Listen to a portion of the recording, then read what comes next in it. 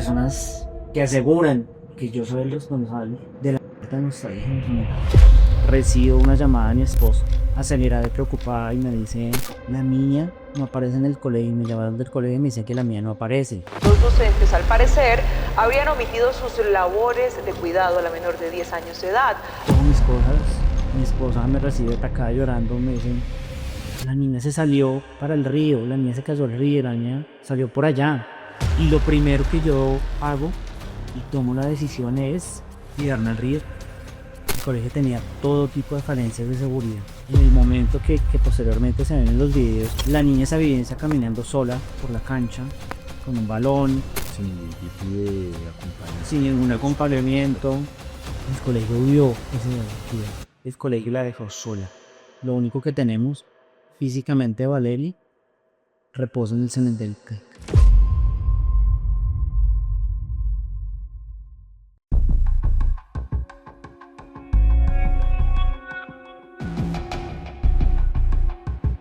Y bueno, si ustedes tienen un caso que creen que merezca justicia, pues vamos para eso.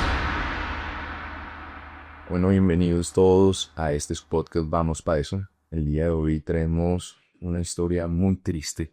La historia de Valeria Fanador y una niña muy importante para su familia, de una desaparición y posterior muerte que conmovió a todo este país. Y es una historia que hoy, más de 80 días después, no tiene todavía una respuesta. Es una historia que todavía está en la impunidad. Pero para contarnos todo esto está nuestro querido Manuel Afanador. Estimado Manuel, ¿cómo estás? Gracias por ese espacio. Si dijera que estoy bien, es mentira. Nos quitaron la vida, pero no nos quitaron la voz. Vamos para eso. Siempre queremos destacar antes a las personas, a su vida, su historia, antes obviamente de llegar a los hechos que nos traen hoy acá. Cuéntame un poquito sobre ti, sobre tu familia. Cuéntame un poquito sobre Valer. Bueno, yo creo que lo más importante es quién era Valeria. Valeria Fanador Cárdenas era una niña llena de vida, una niña llena de alegría, una niña llena de abrazos, Juan. Una niña llena de sorpresas, una niña llena de juegos, una niña que llegó a cambiar la vida de una familia entera. Desde el día de su nacimiento, Valeria llegó a enseñarle a la familia Fanador Cárdenas a ser fuertes, a ser resilientes. Desde el momento que nace Valeria, llega a un hogar lleno de amor, lleno de esperanza, lleno de sueños, un hogar lleno de ilusiones. Es nuestra primera hija en un embarazo absolutamente deseado, un embarazo absolutamente amado. Con mi esposa disfrutamos cada segundo del embarazo. Por el parte de la familia de mi esposa era la primera nieta. Por parte de mi familia era la número 7, posiblemente la nieta más deseada. Yo soy el menor de 3 hermanos. Igual ponle a mi esposa una canilla ejemplar. Vale, en este caso mi esposa es la mayor de los hermanos. Y así empezó a escribirse la historia de Valeria Fanador Cárdenas, que hoy no está, que hoy estoy seguro que ilumina el cielo cada vez que se ve un arcoíris. Nunca voy a terminarlo de entender, pero tal vez Valeria está en el mejor lugar que este. El día de su nacimiento nos enteramos de su condición de síndrome de Down, y nadie se percata de su condición hasta que pasa un médico pediatra, no de la mejor manera, diciendo: ese chime tiene Down. A partir de ese momento, Valeria viene a este mundo a enseñarnos a nosotros. El síndrome de Down a veces es un paradigma, es algo que la ignorancia de las personas lleva a decir que es una enfermedad. El síndrome de Down no es una enfermedad, es una condición genética. Es la alteración del cromosoma 21. Para los que no conocen algo del síndrome de Down. Y por el contrario, es la condición más hermosa que puede tener un ser humano. y solo las familias con condiciones, en especial con síndrome de Down, van a entender el amor, del amor que tenemos y seguiremos teniendo hasta que nos volvamos a encontrar. La familia Fanador Cárdenas, por Querido Manuel, cuéntame cómo era Valeria dentro de su familia. Tú me habías comentado fuera de la grabación que tú tenías 3 hijos más. ¿Cómo era la relación de Valeria con sus hermanos? Valeria es la hermana mayor de 4 hermanos. No es fácil llevar un proceso en Colombia. La inclusión en Colombia no existe. Solo los que tenemos una persona con alguna condición física, cognitiva, sabemos lo que es tener que sufrir. Desde el lado médico, desde el lado escolar, la sociedad no, la sociedad colombiana no es una sociedad inclusiva. Y ella se convierte en el eje fundamental de las dos familias. Todo el mundo tenía que ver con Valeria, su personalidad, a pesar de que Valeria no hablaba, no tenía mucha fluidez verbal, era una niña tan inteligente que se hacía entender absolutamente todo. Y así es como aparecen los trillizos Manuel Cárdenas, sus hermanos, Gabriel, Santiago de Manuel, aparecen cuando Vale tenía cerca de 2 años. Estaba empezando a dar sus primeros pasos, porque personalmente su condición genética hacía que su crecimiento fuera un poco más lento. Y aún así, ella le pide al cielo esos 3 hermanos, y así es como llegan los trillizos. Ella se lo pidió, ella les contó a ustedes que le pidió al cielo. Sabemos que ella tiene una conexión demasiado especial. Ella es un ángel. En este momento es nuestro ángel. Siempre lo ha sido. Así que yo creo que ella tenía las conexiones más directas que nosotros con Dios. Tal vez no nos lo dimos a nosotros, pero sí habló con su gente suprema. Y posiblemente anticipándose a todo esto, nos dejó su legado a sus hermanos. Ella era la que los organizaba, les decía, tú te sientas acá, tú te sientas allá, tú haces esto, yo soy la profesora. Ellos en este momento se sienten vacíos porque no tienen un líder. Esa manada, como yo le llamaba, esa tropa, perdió una cabeza muy importante, que era la que los organizaba. Y así empieza a transcurrir toda nuestra vida, una vida que cambió de un momento a otro, de pasar de 3 a pasar de 0 a 6, con todo lo que conllevaba, la responsabilidad y sobre todo los cuidados y necesidades de Valeria. Pero aún así logramos salir adelante, seguimos creciendo, la salud para todos siempre era fundamental. Valeria tuvo una salud excepcional. Valeria no le ha dado una gripa. Muy inteligente. Para nosotros siempre fue claro que a pesar de existir, digamos que eh, colegios especializados para niños con alguna condición, para nosotros siempre fue claro que Valeria podía estar en un ambiente educativo normal, inclusivo. Por eso Valeria nunca fue a colegios especiales, ni mucho menos. No porque no lo quisiéramos hacer, sino porque considerábamos que era importante que ella estuviera cerca de sus hermanos, y pues porque digamos que económicamente para nosotros no era tan fácil, que Val estuviera en algún lado distinto, y los niños estuvieran en otro lado. Entonces siempre tomamos la decisión de llevar un proceso inclusivo, una adaptación, llamémoslo normal en la sociedad. No sé si aquí no está preparada. ¿Por qué le dices? Como les mencionaba, yo creo que este país habla de inclusión y hay leyes y hay cosas, pero realmente este país no es inclusivo. Lo que nosotros vivimos con nuestra amada hija y nos resaltó la importancia de que alguien tiene que tomar la batuta de muchas, de miles de familias en Colombia que viven lo que nosotros hemos tenido que vivir. Y no solo desde la parte educativa, desde la parte de la salud. Una persona con condiciones especiales, de los miles de diagnósticos que hay, de los miles de síndromes que existen, hoy sufre.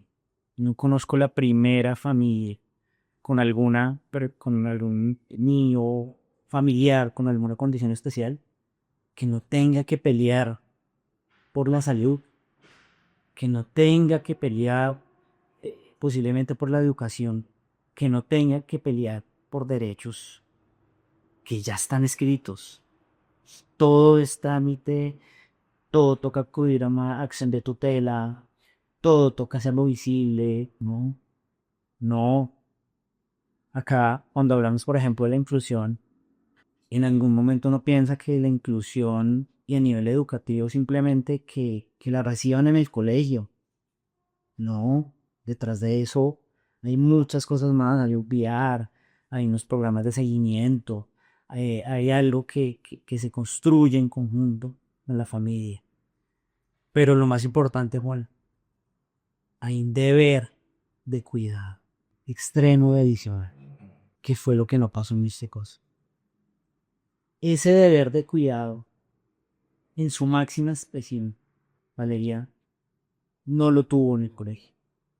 Y por eso hoy en día, todos los días de lo que podemos llamar vida, lloramos extrañándonos.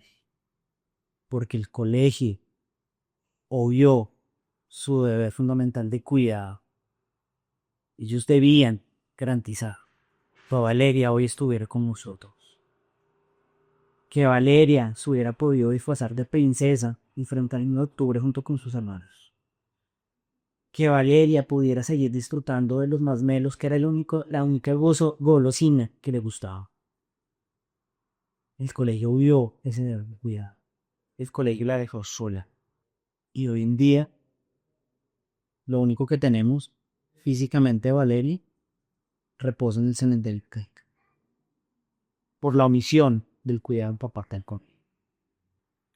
Estimado Manuel, permíteme llevarte a esos momentos previos de la desaparición de Valeria. Me gustaría saber un poco antes de esto, ¿cuánto tiempo estuvo ahí ella en el colegio? Valeria cumpliría 2 años en el colegio, junto con sus hermanos. Fue un colegio que nosotros lo escogimos porque conocíamos que había de cierto modo niños con alguna discapacidad, también con síndrome de Down. Y el año pasado fue un año muy bonito. Valeria, muchos aprendizajes, estuvo de la mano de una docente que realmente se preocupó por Valeria. Estamos hablando del 2024. Del 2024. Y tuvo un proceso educativo normal.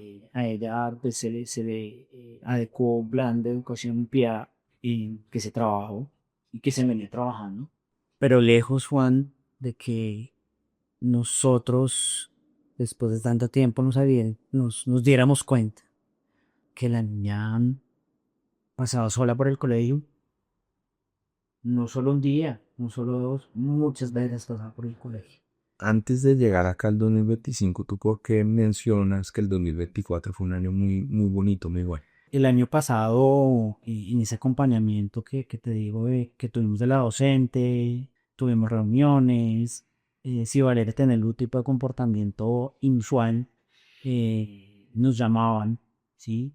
Hacíamos reuniones, hacíamos planes de trabajo. Durante este año no, durante este año y contradiciendo las versiones de algunos de los docentes, especialmente la directora de Educo, donde ella dice que es que Valeria no hacía el caso, que Valeria no escuchaba órdenes, que Valeria no seguía órdenes. Nosotros no tuvimos una sola citación diciendo, oiga, Valeria te está teniendo estos comportamientos. Nos dimos cuenta, después de todo este doloroso episodio, que Valeria, incluso a pesar de que sabían, el colegio sabía que tenía una dieta, porque era una niña muy selectiva con la comida. Posiblemente la niña no le daba nueces, porque si no había banano, entonces la niña pues no comía nada, palabras de la directora del grupo. Y empezamos a iniciar todo esto después del fallecimiento de mi hija, cuando consideramos que teníamos toda la confianza en el colegio. Depositábamos toda la confianza en el colegio todos los días que dejamos en nuestra vida. Es que si no se deposita un hijo con confianza ya, ¿cómo es posible que uno lo pueda dejar? Así es. toda la confianza del mundo la dejaban lejos, lejos de pensar todo esto.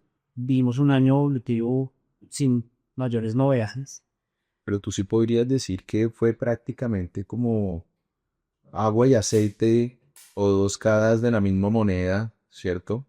El año 2024 al 2025, en especial por el cambio de la directora del grupo. Claro, claro, mira, sí, eso es totalmente evidenciable. Insisto, todos los informes, citaciones, todo lo que se trabajó el año pasado, este año nunca tuvimos un llamado. Y cuando la directora dice en sus declaraciones que es que ya no hacía caso, volvemos y decimos, ¿dónde están las citaciones a los papás? Si la niña está teniendo los comportamientos, lo primero que tenían que haber hecho es llamar a nosotros. Y también cuál es la orientación pedagógica especial que se supone de una persona experta en esto que estaban aplicando. Así es, ¿dónde está ese deber de cuidado? Y acá ya me diré un poco al fatídico 12 de agosto, ¿no? La vida de la familia Fernando Cárdenas se destrozó en mil pedazos. Me remito a ese día porque lo recuerdo como si hubiera sido hoy. La rutina normal, los niños se levantaban alrededor de las 6 de la mañana, desayunaban, los alistábamos para llevarlos al colegio.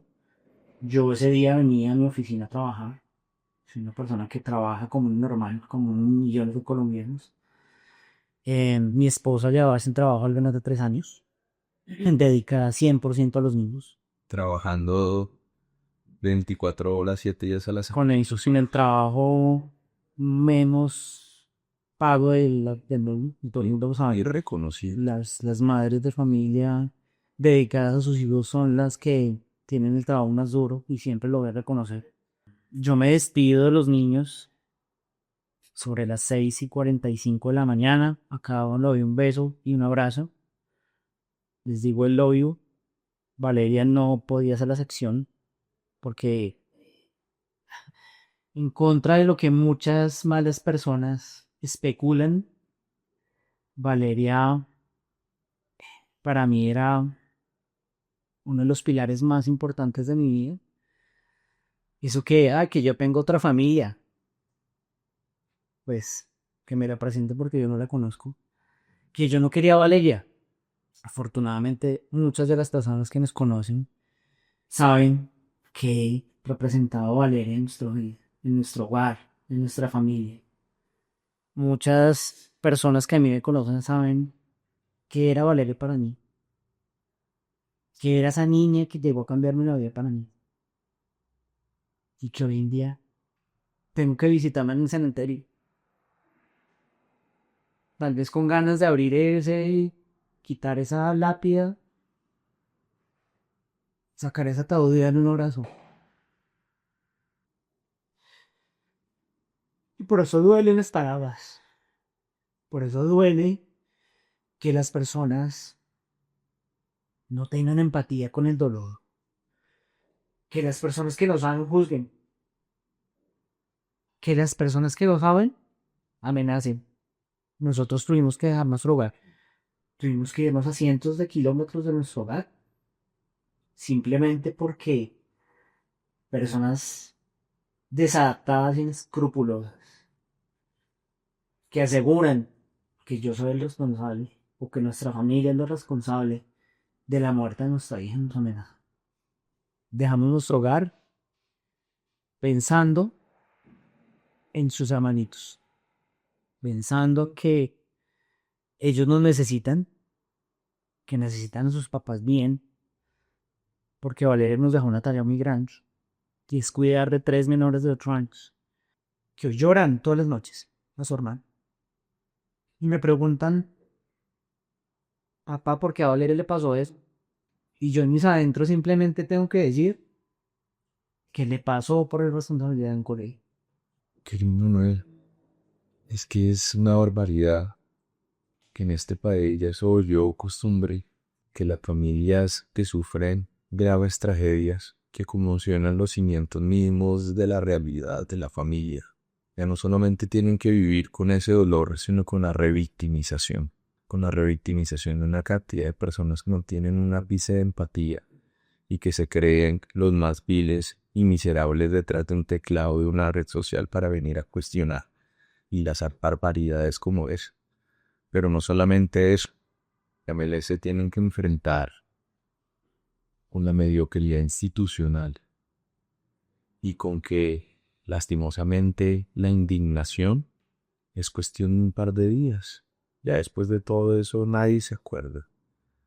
Pero querido Manuel, permíteme llevarte entonces a ese momento en el que nos dijiste que te despediste de Valeria, 6:45 de la mañana. Ustedes están en Cajica, tú te dirigías acá a Bogotá. Yo me dirigí ese día en el trabajo. eh, Normal, yo llego a mi oficina sobre las 8 de la mañana. Usualmente llamo a mi esposa para preguntarle cómo quedaron los niños en el colegio. Y arranca mi día laboral normal.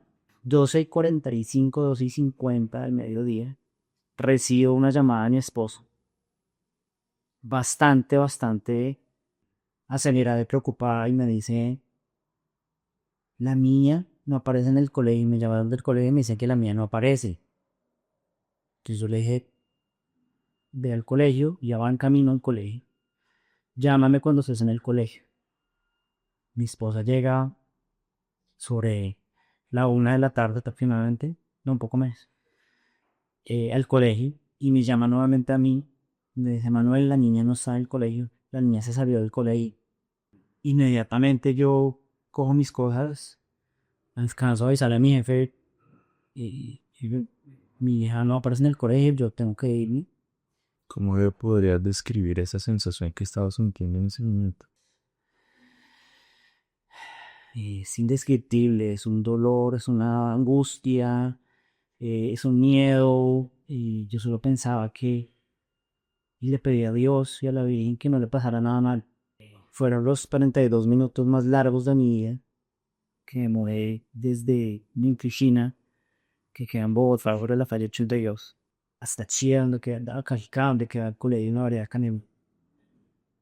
Y yo llego y pues encuentro un cuadro en el cual veo muchas personas viéndose la cabeza, muchas personas preguntándose. Mi esposa me recibe atacada llorando, me dicen: la niña se salió para el río, la niña se cayó al río, la niña salió por allá. Yo le dije: ¿cómo así que se fue para el río? ¿Cómo así que por dónde salió? Ahí vamos a empezar a mirar todas las mallas y las ogenias y todo lo que eh, estaba. Era en una parte de la cancha de fútbol donde pues casi uno nunca iba.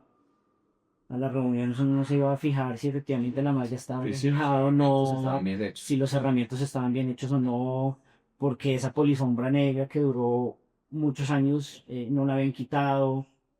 Y lo primero que yo hago y tomo la decisión es tirarme al río. Yo me quito la camisa, traigo el celular, la billetera, las llaves, lo que sea, y me meto al río. Un río son una profundidad de algo de 1:10, 1:20. Frío, muy frío, fangoso, lleno de algas.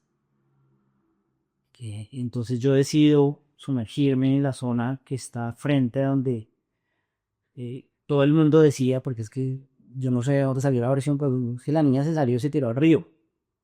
Seguro en la primera versión que usted le dio. Esa fue la versión que nosotros recibimos, que la niña salía de la playa del río y que se había tirado al río. Y yo hago, digamos, una inspección en el río por algo más de 30 minutos. Y yo lo primero que le digo a mi esposa es: la niña no cayó al río, simple y llanamente. Porque si la niña hubiera caído al río, en el sitio donde hubiera caído, se hubiera quedado enterrada. Porque por cada paso que yo daba me hundía 10 o 15 centímetros y costaba sacar los pies. Sumado a la temperatura del agua, era un día frío, un día lluvioso, y el río, su nombre lo lleva, Río Frío, la niña hubiera quedado en el mismo sitio. Aún así yo hice una revisión en un perímetro de más o menos 10 o 15 metros, de donde posiblemente hubiera podido haber caído la niña. Y me encuentro un árbol caído. Y que me corroboraba que la niña no estaba ahí. Si la niña hubiera caído, por X o Y razón, y lo hubiera pasado la corriente, porque estamos hablando de un río vivo, un río que tiene corriente, un río que tiene algas, un río que tiene vida, que tiene animalitos. Sí, no es un río estancado. No es un río costanero, es Que no se oxigene. no es un pantano. Y hay un árbol que empieza a acumular ramas, algas, sedimentos, yo me sumerjo, hago movimientos y ya la hipotermia a mí me da. Entonces suben más de 30 minutos y yo le digo a mi esposa, mira, la niña no, Vale no estaba en el río, Vale no quedó el río, Vale salió, Vale la sacara, Valeria no pudo haber salido sola. Y empezamos a revisar, empezamos a analizar, pues que vea que podía haber pasado. Ya en un lapso después llegan los bomberos. Mano, hay una pregunta. Esta hipótesis de que a Valeria la sacaron, a Vale la sacaron,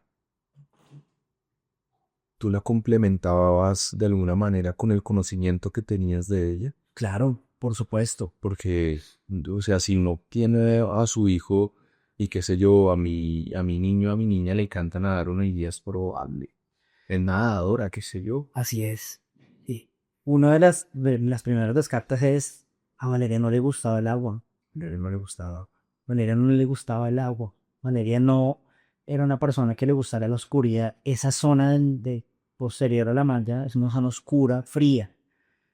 Valeria era muy difícil de que se pasara por debajo de una malla, que además tenía falencias, tenía muchas falencias, pero que pasara sin que se rasguñara, sin que le quedara el pelito enredado, que se le quedara la coletica del pelo, que se le quedara un zapato, que se rasgara el saco.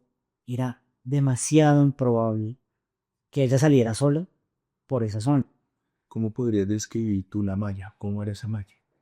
Es una malla digamos electrosoldada de alambre, y había unos espacios en los cuales estaban abiertos porque perros de una persona que trabajaba en el colegio, que vivía al lado de un colegio, entraban y salían por ahí. Los perros habían abierto esa malla y los perros entraban y salían por ahí. Em, pero era muy difícil que una niña, Valeria, sí era muy inteligente, pero físicamente no era tan hábil para pasar sin hacerse daño. Vuelvo, insisto, sin que se le rasgara la carita, los bracitos, que el saco se le enredara, el pelito, la sudadera, algo se le hubiera enredado, algo se le hubiera enredado. Bueno, y antes, también antes de proseguir con eso, cuéntame o explíquele a todas las personas que nos están viendo o escuchando qué era este tema de la polisombra. Resulta, pasa y acontece que esa polisombra estaba al fondo de donde estaban las Eugenias, y era una zona que llevaba mucho tiempo descuidada, es decir, la malla se había caído y no la habían montado. Nosotros, pues, digamos que lejos de pensar, porque uno no sabe lo que hay detrás de esa polisombra, no tengo ni idea. Yo nunca me había acercado a esa zona, nunca me había acercado a esa zona, pero sin saber qué había detrás, y lo único que había era una malla totalmente caída. Que el colegio decía, no, es que me la tumbaron en la búsqueda. Falso, falso. Había una polisombra. El colegio sabía. El colegio tenía todo tipo de falencias de seguridad. Lejos de nosotros saberlo. Porque precisamente parte de la confianza que le da es el colegio tiene medidas de seguridad. Entonces ahí esa polisombra, cuando empezamos a revisar y empezamos toda la búsqueda, decíamos, oye, amor, pero mire, es un polisombra como este. Literalmente era algo así. Y entonces estaba una mole caída que comunicaba con el lote siguiente al colegio. Y ahí es donde empezamos nosotros a ver por qué pasaba esto, por qué estaba acá, por qué pasó por qué. ¿Sí? Y que hay algo muy importante y es que pues el colegio creía uno, por ser obvio, conoce las falencias de seguridad de sus cercados y los riesgos que eso implica. Y sumado a algo, Manny, es en el momento que posteriormente se ven en los videos que nosotros alcanzamos a ver antes de que la fiscalía tomara custodia 3 días después. La niña se evidencia caminando sola por la cancha, con un balón, Sin ningún tipo de acompañamiento. sin ningún acompañamiento. Posteriormente, en todo lo que ha salido, salieron unos chats del colegio de los profesores. Y si ustedes miran la obra en la que empiezan a decir quién vio a Valeria Fanado, estamos hablando sobre las 11 de la mañana. ¿Cómo es posible que un docente de primaria en un colegio donde las aulas no esperaban los 10 o 12 niños inicie una clase sin que esté la totalidad de sus alumnos? ¿Cómo era o cómo están distribuidos los horarios de Sí, clase? es digamos que el descanso más o menos era entre 9 y 30 y 10. Un descanso donde ellos tomaban el refrigerio. Según la versión de la profesora ese día, como no había banano, entonces Valeria botó la comida. Y eso es lo que ha dicho. Y no si son mentiras, lo que salió en los medios y lo que salió en las declaraciones que ya. Entonces la niña no tomó onces porque no le dieron refrigerio ese día. Entonces ella está deambulando. La siguiente clase arranca sobre las 10 de la mañana. Y Valeria está deambulando en el colegio y sobre la parte de la cancha sobre las 10:05 de la mañana, que es donde ya debería estar. Incluso hay un video donde se escucha el cambio en la clase y Valeria está allá afuera. Ella pasaba la clase de música. El profesor inició su clase sin garantizar que Valeria estuviera en el aula. Sus compañeritos, niños de 7, 8 años, dijeron, profe, igual yo no estaba. Y solo hasta que finalizó la clase, el profesor mandó un niño a buscar a Valeria. El niño sale a buscar a Valeria, regresa y dice, Valeria no está. Manda a otros 2 o 3 niños de 8 años a buscar a la niña. ¿Dónde está el deber de cuidado del colegio? ¿Por qué iniciaba clase sin que Valeria estuviera presente? Era obvio, o sea, Valeria todo el mundo la conocía. Si él no vio a Valeria ahí, ¿tú qué ibas a buscar? Dentro de esos videos, que al parecer, pues, como tú dices, la fiscalía tomó el fodio de sus VCRs. Y para los que no sepan, los VCRs pues son como un equipo de grabación con disco duro donde se guardan las grabaciones de las cámaras de seguridad. Esas últimas imágenes de Vale en la cancha de fútbol, ¿de qué hora son, querido man? Esas grabaciones son de entre las 9:50 y algo minutos y las 10:10 de la mañana, más o menos. Si el profesor hubiera verificado y hubiera pagado las clases, hubiera, me imagino que cumplido el conducto regular, me busca hubiera empezado mucho más temprano. Por supuesto. Muchísimo más temprano. Muchísimo más temprano. Y además el colegio, conociendo las particularidades de seguridad que tenían en los cerramientos. Así es. Y era algo que nosotros hablábamos antes de empezar a grabar. Y es que naturalmente la familia de Vale, Manuel, su esposa, su representante legal, pues ellos, y yo también estoy convencido de eso, un tercero que desde el otro lado de este cerramiento, de ese mal cerramiento del colegio, invita a Zanca de una manera extra de Vale, pero eso no quiere decir que las personas que tengan conocimiento de la existencia de un riesgo, llámese un cerramiento mal hecho, unos sectores del colegio donde no hay malla de seguridad, donde no están las autenias del cerramiento vivo, si ese riesgo se termina materializando en una pérdida de una vida, en una pérdida de integridad, independientemente que exista ese tercero, esas personas tienen que responder. ¿Por qué? Porque dentro del derecho hay algo que se llama posición de garante. Cuando yo creo un riesgo jurídicamente desaprobado y en no cumplir con los herramientas de seguridad que debe tener una institución, y ese riesgo se termina materializando en la pérdida de una vida, las personas que crearon ese riesgo o que conocían ese riesgo y no hicieron nada para aminorar o para que esos riesgos se materializaran, legalmente tienen que responder.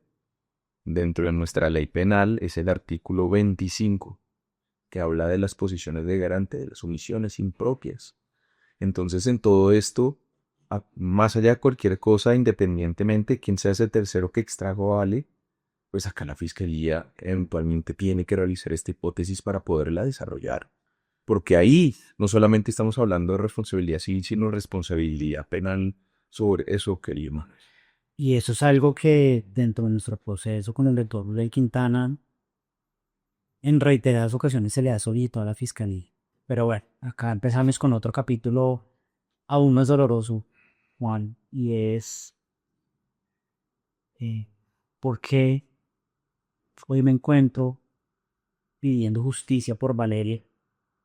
Estamos en el día 87 desde su desaparición. Y hoy no hay más sino más preguntas, más dudas, mentiras, pero ni una sola respuesta. Increíbles mediocridades también. Negligencias y mediocridades. Pero querido Manuel, antes de llegar a eso, permíteme y discúlpame por disruptir un poco en el orden cronológico de las cosas. Entonces hubo una ventana de más o menos una hora en la que se pudo avanzar increíblemente en la búsqueda de Vale y no se hizo. Y todo por la negligencia del profesor. Así es. Entonces, y sumado a que nos avisan casi 2 horas y media después. Cuando eran los A primeros. mi esposo debió ser la primera que llamar. Sumamos otras cosas y es pusieron en riesgo la vida de otros estudiantes del colegio. Sacaron a niños del colegio sin la autorización de sus padres para que ayudaran a Oscar. ¿Cómo fue eso, querido Vale?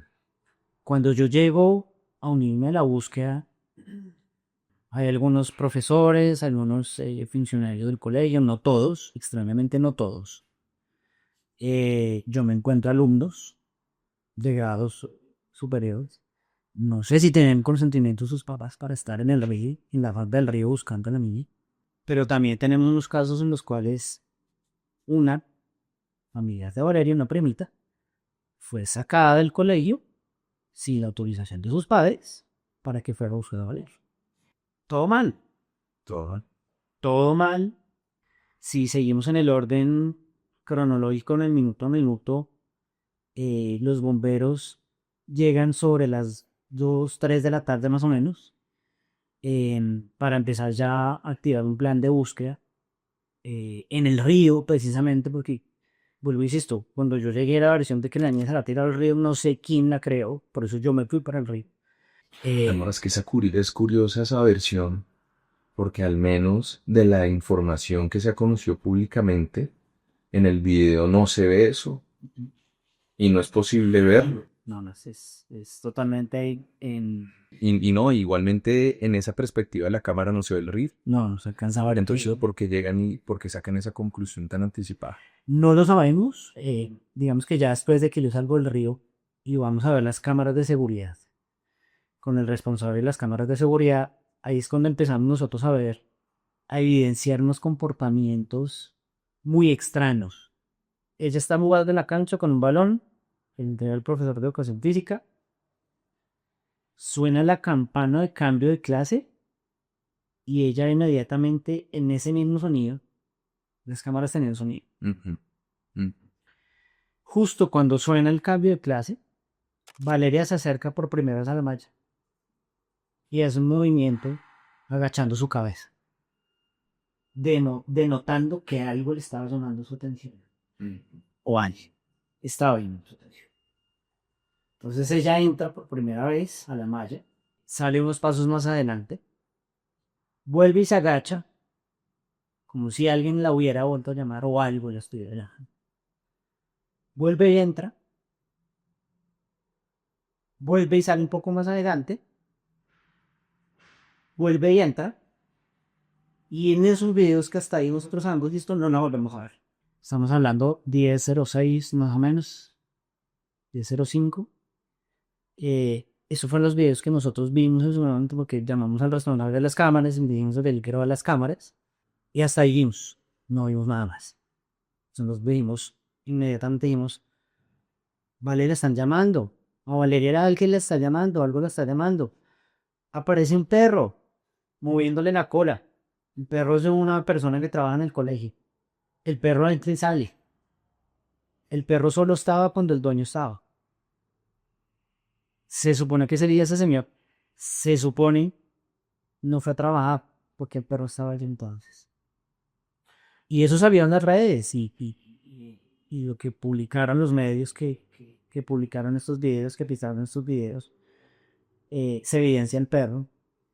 Pero adicional a eso se evidencian más personas en la cancha. Hay más o menos 4 o 5 personas. Hay otros niños en la cancha. En ese lapso que Vale desapareció.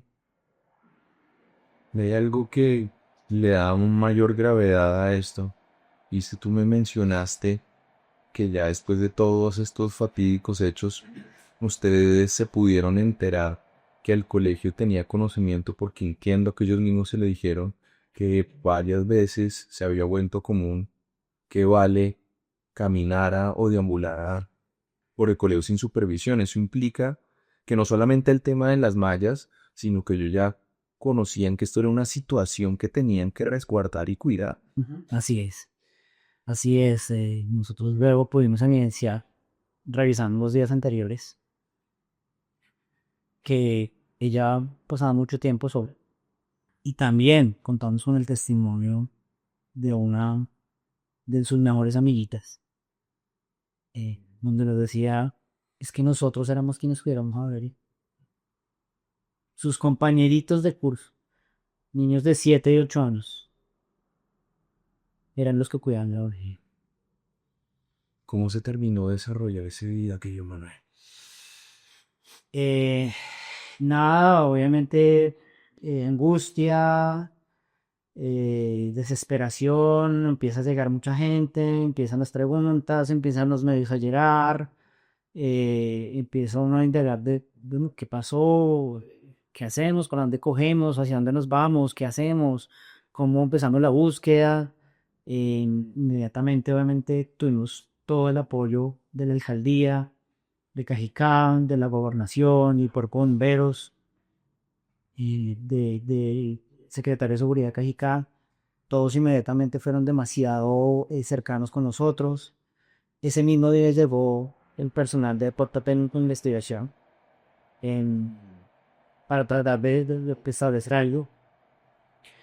Pero desde ahí partíamos nosotros, ya posteriormente analizando un poco más todos los temas, y había una escena de un crimen que desde el día uno no fue debidamente cercada.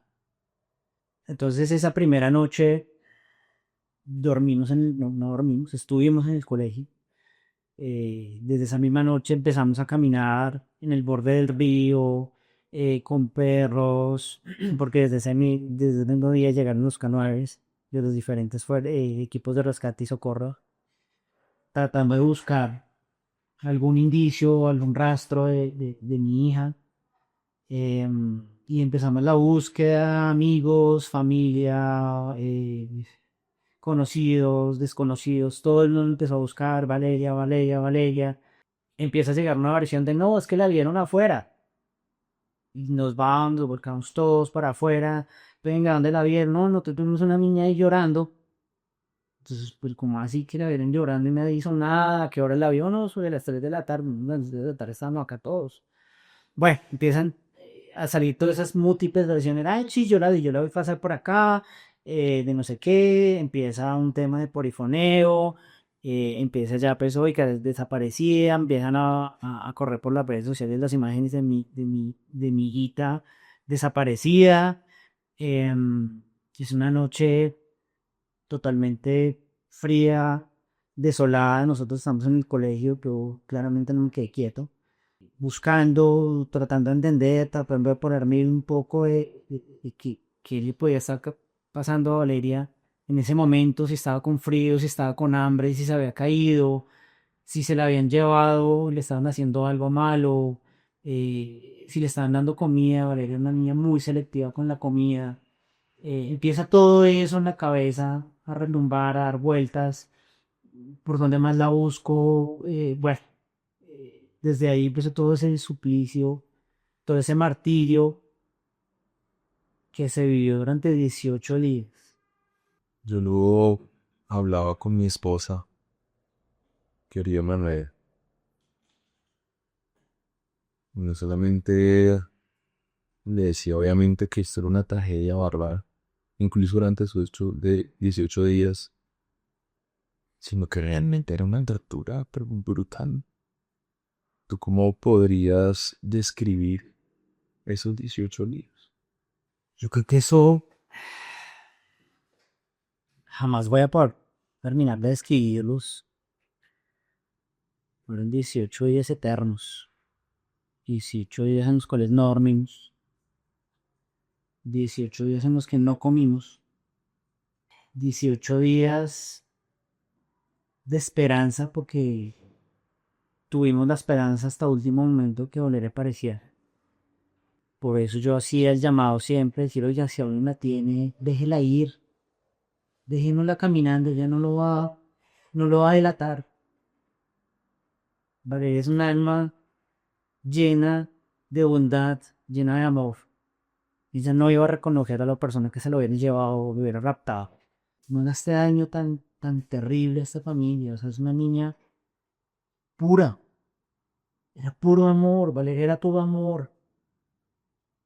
Valeria era una persona que no había una gota de odio o rencor en su corazón. Entonces fueron 18 días en los cuales pasaron más de 2000 personas que me ayudaron en la luz.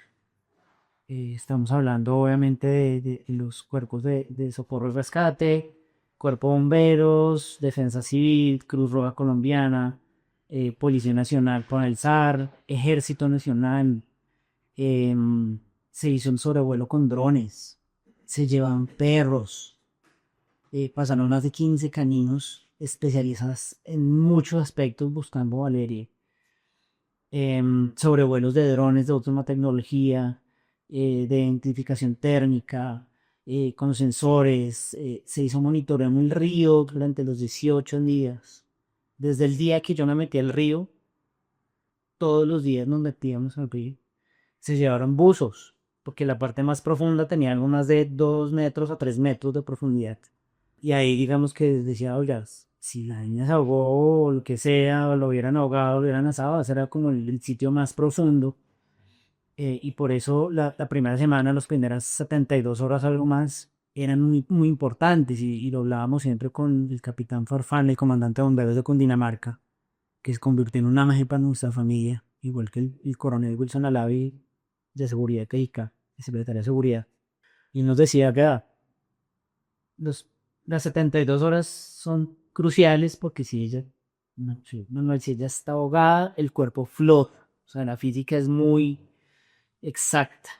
Sí, la física de fluidos es muy exacta y ella tiene que flotar en ese periodo de tiempo. Este río no se la llevó.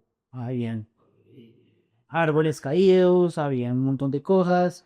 En ese árbol que yo les dije que yo encontré caído, donde yo me sumergí, y hice todo el proceso de buscarle.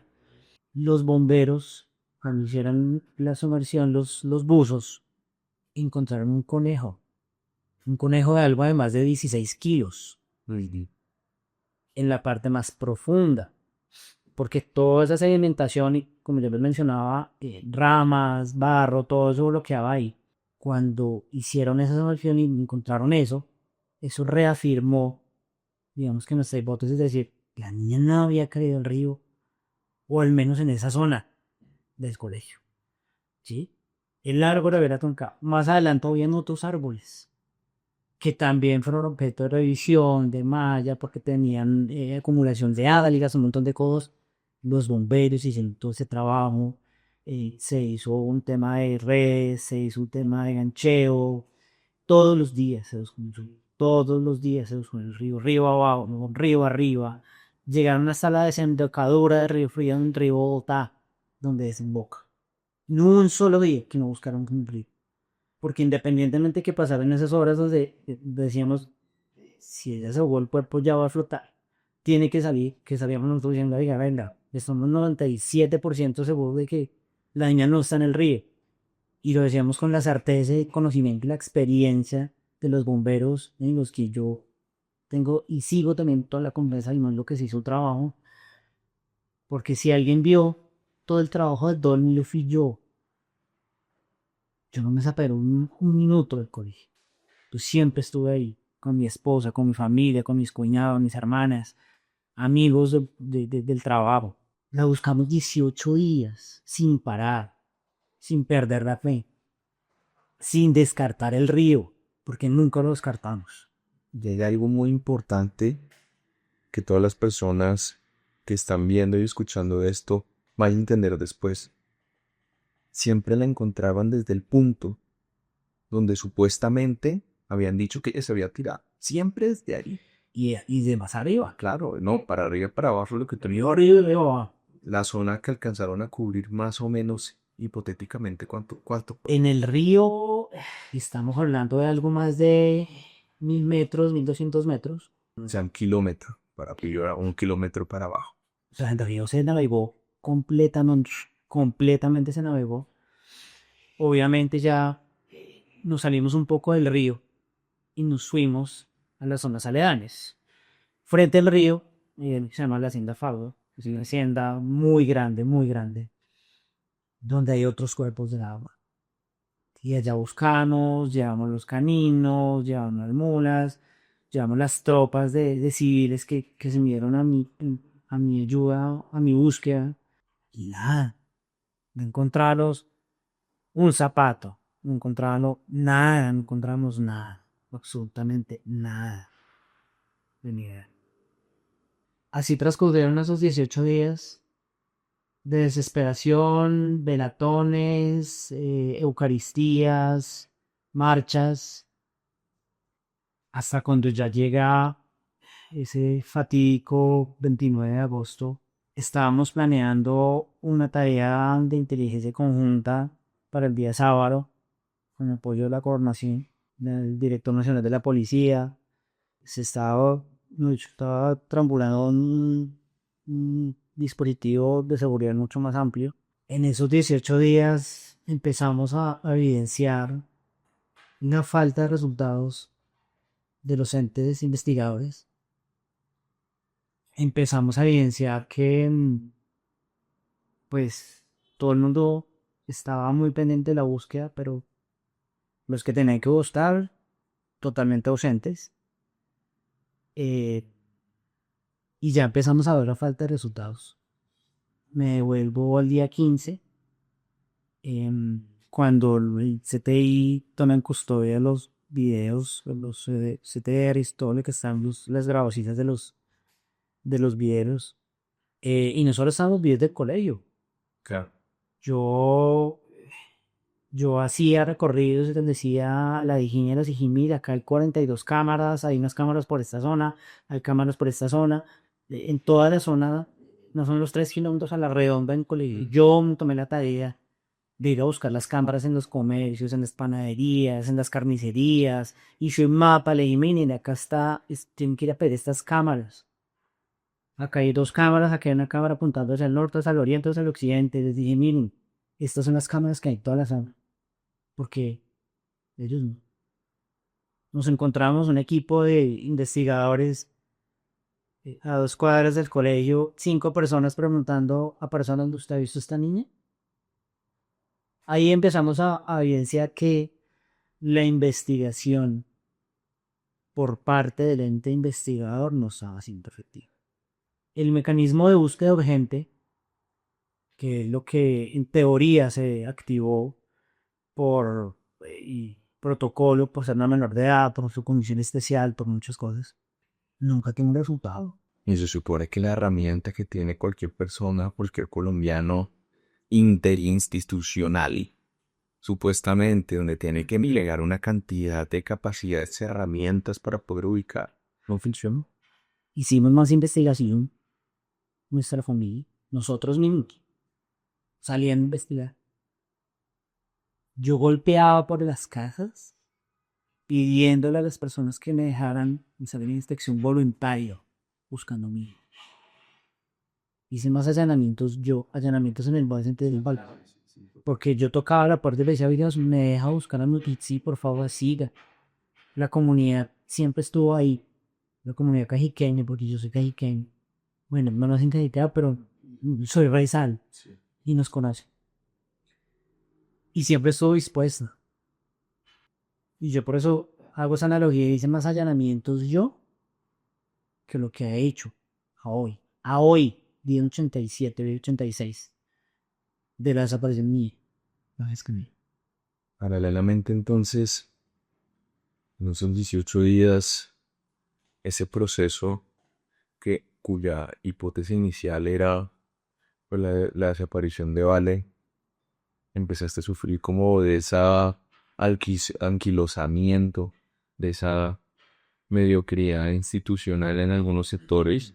Vale la pena destacar que Manuel pues también está resaltando el buen trabajo de otras personas que también así lo hicieron, Así es. pero finalmente pues el ciudadano tiene sus esperanzas de que el Estado pueda solucionar un caso tan grave como este. El día 18, querido Manuel, ¿cómo lo recibiste? ¿Qué recuerdo de ese día? Terrible. Es el día más doloroso que he podido yo tener en mi vida. Sobre las 4 de la tarde, recién una llamada de la alcaldesa en Cajica, que siempre también estuvo con nosotros siempre. Y llorando profundamente me dice, encontramos a Vale. Encontramos su cuerpo. Nosotros, con mi esposa y con mi hermana, salimos despavoridos corriendo. No nos querían dejar pasar. Extrañamente habían dado la instrucción. El 7 día era una instrucción de que nadie podía parar. Sí. Incluso porque hay videos en redes. Llevo yo totalmente eh, incontenible y paso por encima de policías. Y nada, el cuento simplemente el cuadro del carro de bomberos, los investigadores del CPI, que si los videos de esos fue mucho, con su despotismo. Y ya simplemente esperar en qué momento podía yo ver a mi hija muerta, ahogada. Tuvieron que traer unos equipos adicionales porque llegaron a hacer un levantamiento y no estaban preparados para hacer un levantamiento. Tuvieron que traer otros equipos, incluso Bogotá. Incluso el cuerpo de bomberos tuvo que prestarles equipos de iluminación y demás. Así fue el levantamiento. Tuve que solicitar el acompañamiento de la Procuraduría, del personero de Cajica. Porque resulta que el cuerpo técnico de servicio no quería dejar a nadie hacer acompañamiento. Y se lo solicité. Dentro de mi nivel de desespero, de mi nivel de dolor, de mi nivel de destrozo, yo pedí que mi equipo legal, con los equipos forenses que teníamos, hiciera el acompañamiento. Ni siquiera la gente ahora lo que asume. Cuando no existe ninguna justificación legal, uno entiende desde lo técnico-científico, Ari venga.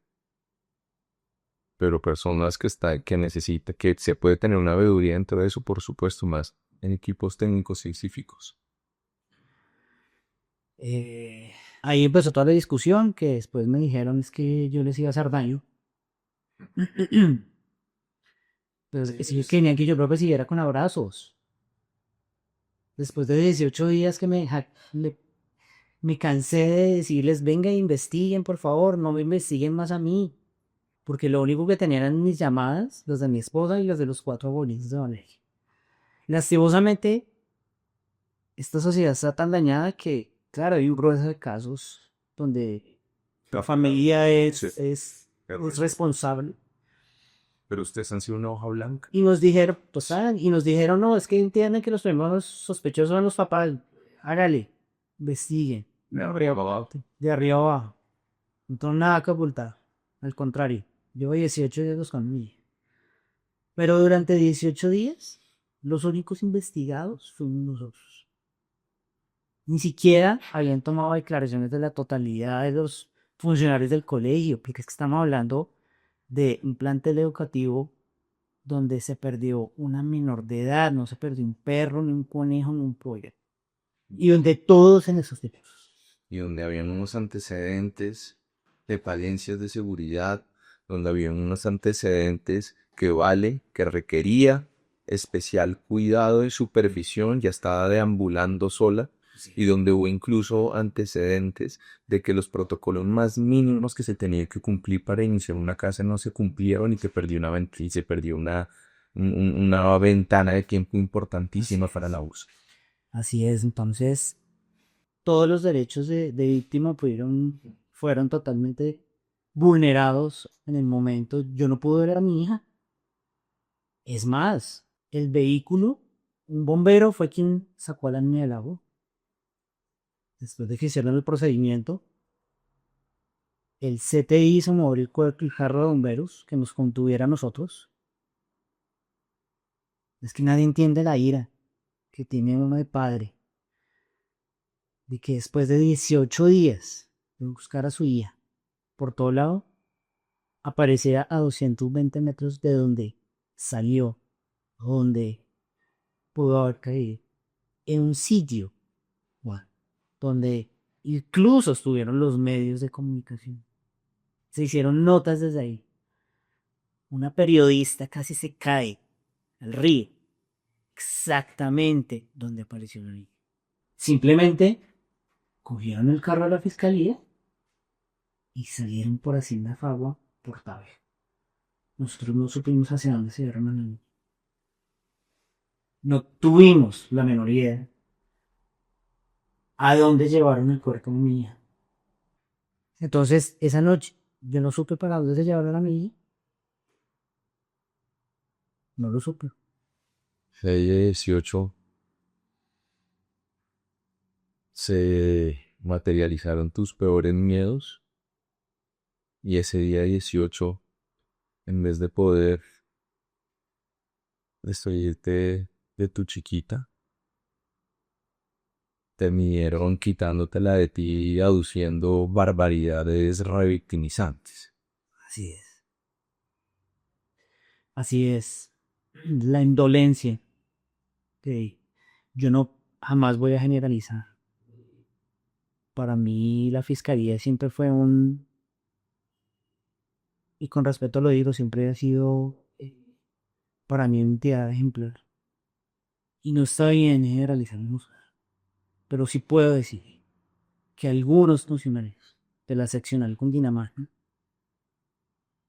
nos tienen a hoy, en el día 86, sin tener el menor indicio de qué fue lo que le pasó a mi hija, quién la asesinó, de quién la sacó. Porque si hay algo que yo estoy seguro, porque el pálpito de papá me lo dice, porque es que yo estuve buscándola debajo del agua, por encima del agua, en la tierra, en el aire. La niña no salió sola del colegio. La niña no podía salir sola del colegio. Y es que la evidencia muestra eso. Lo que tú decías cuando Vale mirado, se bajaba, iba. Todo es muy eficiente, todo va a ser muy eficiente, todo es material, siempre fue muy eficiente. Yo tenía esa esperanza de que la fiscalía, incluso desde el día 4, llegó varios funcionarios con el mensaje diciéndome, la señora fiscal le manda a decir que este caso está priorizado desde ya. Porque vamos a saber de priorización. 86. Día de 86, y que caso priorizado no tiene son manos. Y de esa priorización, tengo una pregunta, querido Noel, entrándonos ya en este escenario de revictimización institucional, de desidia institucional. Porque yo estoy de acuerdo contigo, es una institución gigante, ¿no? Tal vez es la institución que tiene más presupuesto en el país, donde trabajan miles y miles de personas. Estoy de acuerdo contigo. Yo he tenido escenarios donde me he encontrado con fiscales muy competentes, con investigadores muy juiciosos. Pero entonces, por ejemplo, a hoy tú dices día 86, 87 es de que la fiscalía tiene conocimiento de esto, que ese es el punto de vista. Ya vamos para 90 días. Así es. En estos 90 días, ¿qué tesis, qué hipótesis se han esclarecido y cuáles no? Ninguna. Ninguna, es Ninguna. impunidad. Sí, impunidad es esto, impunidad es esto. No hay Bien. desestimación ni estimación de ninguna de las hipótesis. Porque ya teníamos una acá, y no es pecado, y es válido que una víctima presente una hipótesis ante la fiscalía, y es primero, un tercero participó. ¿De eso se ha sabido algo? Nada. Hemos tenido algunas reuniones en el búnker de la fiscalía. He tenido la oportunidad de ir, tuve la oportunidad de dialogar con el vicefiscal, quien me reiteró que mi caso estaba priorizado. Eso pasó el 3 de septiembre. Y se lo dije al señor vicefiscal con todo el respeto. Yo agradezco todo su apoyo. Y es muy importante. Y es que mi hija no salió del colegio. Mi hija fue asesinada. Entonces tengo total seguridad y con mi corazón de paz. Porque conocía a mi hija. Mi hija no iba a salir por Mi hija no se iba a salir sola, no se iba a lanzar al río, no se iba a ir detrás de una mariposa, de una gallina, de un perro, de un pollo, no se iba a pasar por debajo de una malla, simplemente porque sí. Y además porque toda la evidencia y todos los actos investigativos demuestran que eso no es cierto. Buscaron desde el primer día en el mismo lugar, hicieron rondas 1 kilómetro para arriba, 1 kilómetro para abajo por el río, cubrieron una circunferencia de 3 kilómetros alrededor del lugar de los hechos. Es imposible físicamente lo que tú dices y hasta desafiar las leyes de la física que ella hubiera aparecido en ese mismo lugar 18 días después. Es ilógico. Es absolutamente yo. Es totalmente ilógico. La versión de cómo apareció también es algo que nos ha generado bastante duda, bastante inquietud. Tengo que ser sincero, hemos tenido reuniones en la fiscalía, en el búnker, con el vicefiscal, tuve la oportunidad, con la delegada de asuntos de seguridad, quien amablemente nos recibe. Yo en eso no puedo decir otra cosa. Pero la amabilidad no me está dando exultamos. Ellos han atendido muchos de los requerimientos que nosotros hemos hecho a través de nuestro equipo legal en estas reuniones para dar esa investigación. Hemos sido enfáticos, el doctor Julián ha sido muy enfático en tenemos que manejar dos hipótesis, como mínimo dos hipótesis, la del cero y la responsabilidad del colegio, que no puede ser en ningún momento desestimada. En ningún momento puede ser desestimada.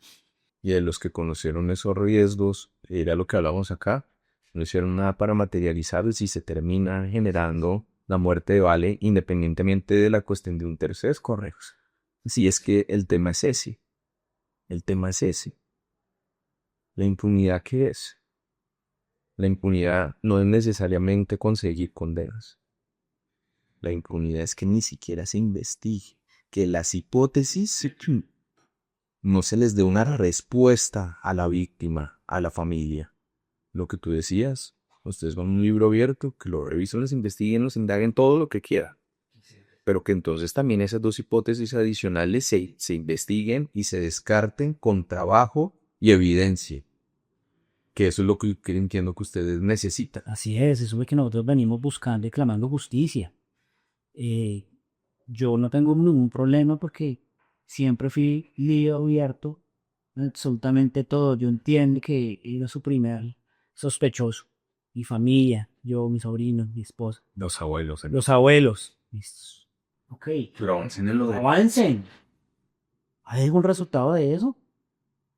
Cuéntanos un poco qué es todo de esta discusión y que a mí me parece que se utilizó lamentablemente para revictimizarlo. Si antes de esto, antes de que Manuel nos cuente qué es toda esta situación, todas las personas que nos vean tienen que saber que una víctima, que es Manuel, que es su esposa, que son sus hijos, que son sus abuelos, que son todas las personas que se han visto afectadas por el asesinato de Valeria, todas las personas, desde la perspectiva legal, desde la perspectiva constitucional, tienen derecho a ser reparadas. El hecho de que una víctima la repare no implica impunidad. El hecho de que una víctima la repare por sus daños, por sus prejuicios morales, materiales, por el dolor, no quiere decir que esa persona acepte lo que sucedió, sino es una medida de restablecimiento de sus derechos. Y eso es muy importante que quede claro. Desde acá rechazamos de manera abierta la revictimización que ha sufrido Manuel y su familia por venir a decir que hoy lo que querían era buscar dinero por este tipo de casos. Porque a pesar de que ellos acepten o no acepten este tipo de cuestiones, tienen derecho a ser reparados. Y eso nunca va a restituir ahora. Adelante, que mal. Así es como enviamos una comunicación a los medios, la comunicación abierta donde dimos, no hay cifra, un monto que nos revele la vida de nuestra madre, que nos vuelva a dar algo de paz y tranquilidad. No hay una cifra, no hay un monto, esto es totalmente incalculado. Tengo derecho, por supuesto que tengo derecho. Pero con ese argumento hemos sido objeto de señalamientos, de amenazas, de hostigamientos por cuenta de el colegio salió con esas pólizas que la verdad no sabemos aún su existencia. De las famosas videntes que decían, ah, sí, es que el papá, como había una póliza, el papá estaba atrás de la póliza. Videntes que tenían información extrañamente, videntes que tienen simplemente un legado de estafadores y demás. Y por ahí se lo vieron los medios de comunicación que dieron vida a esa famosa hipótesis y sobre la cual hoy nuestra vida se ve aún más afectada por las amenazas o las que he sido objeto, diciendo que yo mandé matar a la niña. Es que yo por la póliza. Y hay algo más grave. Si hiciéramos una investigación a fondo, si la fiscalía hiciera la investigación integral que tiene que ser, debería encontrarse que el colegio está en un proceso de insolvencia o de reorganización, o dicho. Y esto es público. El 29 de agosto el colegio recibió algo para poder declararse insolvente. Bueno, ¿quién tenía problemas económicos? ¿La familia o el colegio? ¿A quién le caería mejor una póliza cuando usted está con problemas financieros? Delirante que tengas que decir esto.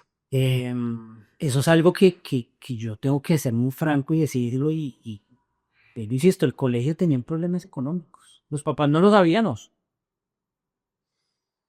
No lo sabíamos. Al menos nosotros y otra cantidad de papás no sabíamos que el colegio está en proceso de reorganización ante las sorprendentes de sociedades. Embargos de sus representantes legales, embargos de otras personas. Entonces uno dice, la póliza ya no se debe beneficiar. De hecho, los beneficiarios son todos los papás, hasta donde yo entiendo ese bus. No hay una póliza exclusivamente de mi hija. Entonces uno dice, ¿quién necesitaba más la póliza? ¿No? Y además que en el conocimiento más básico de una póliza, esta solo se genera cuando existe un hecho, un siniestro que la activa. Eso no es simplemente una cuestión y el asegurado es el colegio. Bajo ningún escenario tú podías entrar a decir la estupidez revictimizante de si voy a matar a mi hijo y voy a ir a pedirle al asegurado que tiene esa póliza porque no funciona de esa manera. Exactamente, y eso es lo que yo quisiera también acá poner sobre la mesa y es, si yo fuera el beneficiario de la póliza, creo que el escenario sería totalmente distinto. Y dirían pruebas, Existirían existirían las pruebas, pólizas, existirían una cantidad pero de al final cosas. de cuentas es una póliza que el abogado de la defensa del colegio dice, no, y fabuloso que la activen. Pues, por supuesto que tengo derecho. Pero ¿por qué abrir esa discusión? ¿Por qué salir a relucir con una póliza? Que eso lo hizo el colegio. Y que mencionó esa cuando esa póliza lo hizo el colegio. Y lo divulgó en redes y se entrevistó con este medio de comunicación que confabuló con que la vidente había dicho que es que había en la póliza.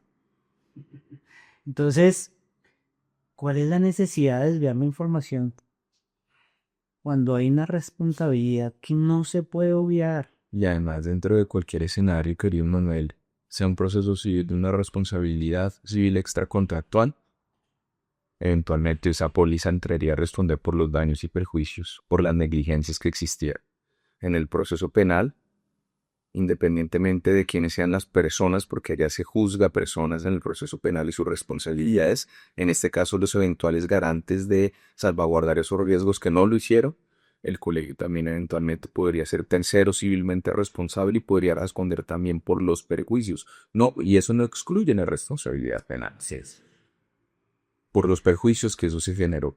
Entonces, en el medio de todo también una cantidad de desinformación jurídica sobre la aplicación o no de este tipo de cosas y eventualmente en cualquier escenario, sea ya o sea después, cualquier perjuicio tiene naturalmente, es que ¿para qué sirve una póliza de responsabilidad civil extracontractual y de terceros? Pues que eventualmente en cualquier condena de perjuicios no sea directamente el asegurado el que lo responda, sino que venga a responder la aseguradora detrás de eso. Pero a mí lo que me parece increíble es que tú tengas que estar dando estas explicaciones sobre eso.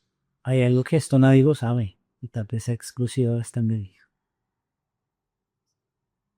Tanto amo yo a mi familia, a mi hija, que no teníamos ni siquiera póliza exequial. Porque jamás pensamos en la muerte como una opción. Nunca. No tengo la póliza exequial. No la tenía. Y nunca se me pasó por la cabeza en la desaparición de Valerie que hubiera unas pobres. Hoy sí la tengo. Porque estoy amenazado. Pero para el momento de cuando encontramos a mi hija, para el momento de la búsqueda, yo no tenía una póliza exequial. Entonces, yo creo que quería contar esto porque es muy importante. Yo jamás pensé en la muerte de nadie de mi familia, mucho menos de mis hijos. Mucho. En ningún momento a mí se me pasaba por la cabeza que ellos fueran a ser objeto de DC, porque estamos hablando de un homicidio. Mi hija no fue un accidente. Mi hija la asesinaron. Vilas. Estamos pensando esta denuncia en homicidio. Mi hija murió por ahogamiento. Y me voy a otro capítulo y es el dictamen de medicina legal. ¿Sí? ¿Y por qué quiero hablar de eso? El 3 de septiembre, cuando hicimos esa sentada en el búnker donde estuvo el director de medicina legal, entregándome de primera mano el informe, que ese mismo día yo salí en los medios de cierto modo, y lo llamo yo un consuelo, es al menos no se evidenciaba violencia física o sexual. Y hay algo muy importante, y es que parte de ese dictamen concluyó en que Valeria dentro de su organismo tenía agua pantano. Si yo me voy a analizar un poco el río. Y lo hablamos ahora y el río es vivo, el río no es muerto, el río tiene algas, el río tiene corrientes, el río tiene animalitos. Eso se solicitó a la fiscalía. Dentro de las múltiples solicitudes que nosotros hemos hecho, que las han atendido, a veces siento que por compromiso. Y yo fui muy enfático en esta solicitud al fiscal. Yo le dije, mire, dentro de la zona del colegio y el río y Hacienda Fagua hay muchos cuerpos de agua. En Hacienda Fagua hay muncales, hay barriales, hay pantanos. Ustedes tienen que analizar con la CAR, con el IDEAM, con los que quieran hacer. Todos los cuerpos de agua disponibles en todo. Agua viva y agua muerta. ¿Y qué nos encontramos? Analizarlo de la buena. Sabiendo que el dictamen de la Medicina General habla de agua pantano. Que tiene unas características. Entonces, a hoy, analizaron muestras de agua 200 metros arriba y 200 metros abajo en río. Quedan pendientes esos muncales, barriales, pantanos que salen. Que podrían entrar a generar luces en la hipótesis del tercero. Eso es lo que nosotros hemos venido solicitando. Pero lastimosamente, con dolor tengo que decirlo, a veces siento que a la fiscalía no le interesa investigar a fondo. Es mi sentir. Ojalá me esté equivocando. Y es no sentir pálido. Ojalá no me esté equivocando. Pero los hechos demuestran otra cosa. Tenemos negligencias en los procesos técnicos. Tenemos negligencias en los testimonios, en las declaraciones juradas de personas del colegio. Una declaración jurada. Yo no soy abogado, hermano. Pero si yo doy una declaración jurada, yo creo que eso tiene alguna repercusión. Si yo doy un falso testimonio, una declaración jurada.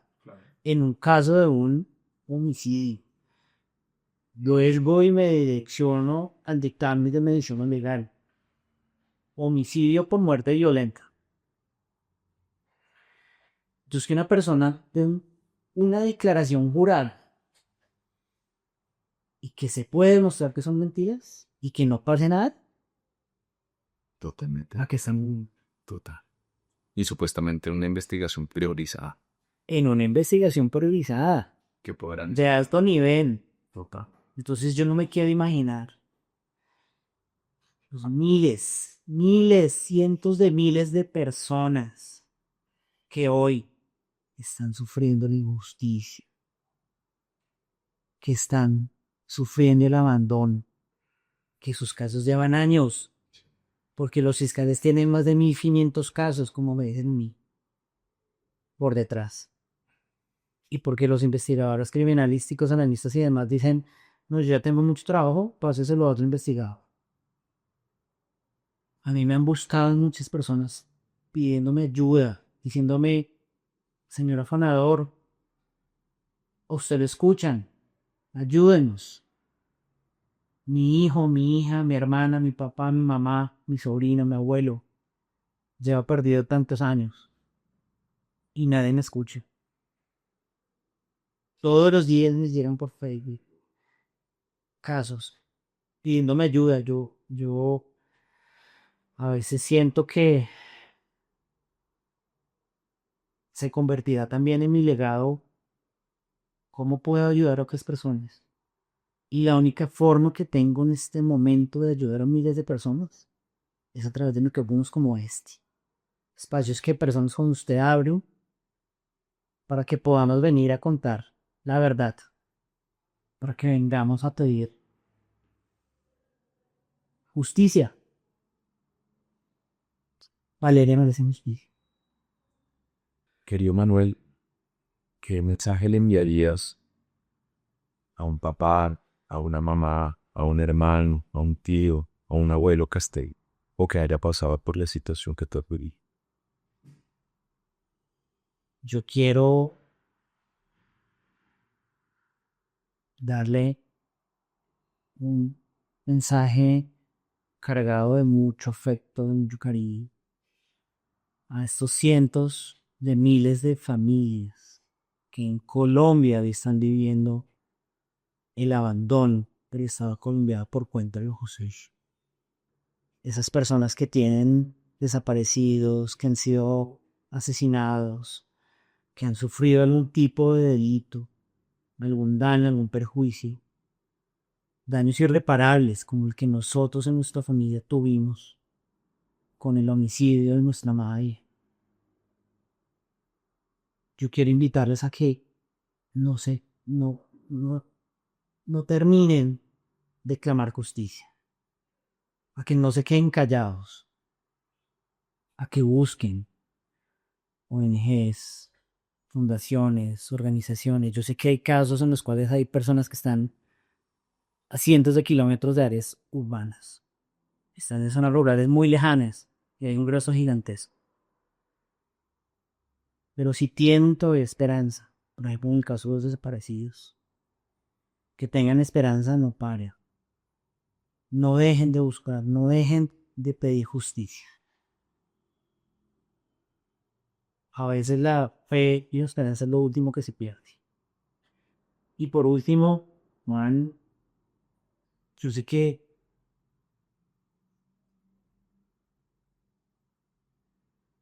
mi hija está en un mejor lugar. Está rodeada de colores. Mi princesa mil colores. Porque ella amaba dibujar. Amaba todos los colores del mundo.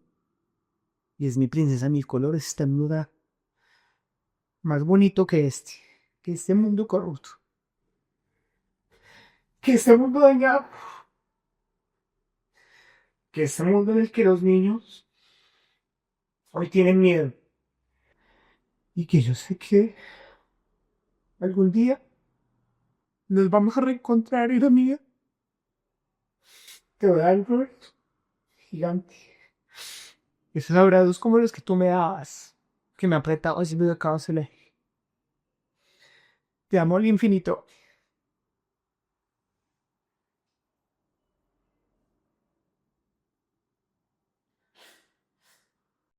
Bueno, y si ustedes tienen un caso que creen que merezca justicia, pues vamos para eso. Vamos para eso.